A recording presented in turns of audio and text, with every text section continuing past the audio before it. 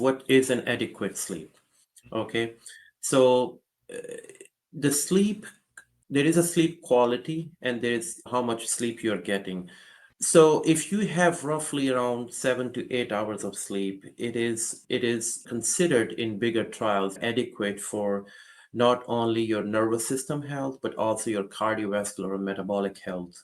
Because studies over studies, it has been demonstrated that people who sleep less than 7 hours, for example, or closer to 6 hours, or even less than that, in general, they have more risk of metabolic syndromes like diabetes, uncontrolled hypertension, which, if run for 10, 15, 20 years, leads to increased risk of coronary artery diseases, congestive heart failure, even stroke.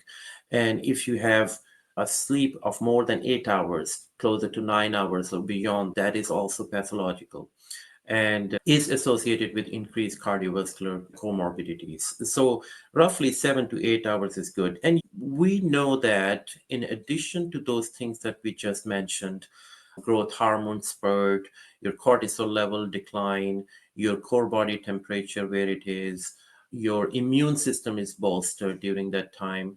If you are not doing this, you will have a cognitive decline ultimately. You will not be able to be vigilant enough during the activities you are doing.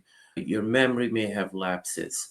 So it is very important that to carry out your day-to-day activities, you should have enough sleep.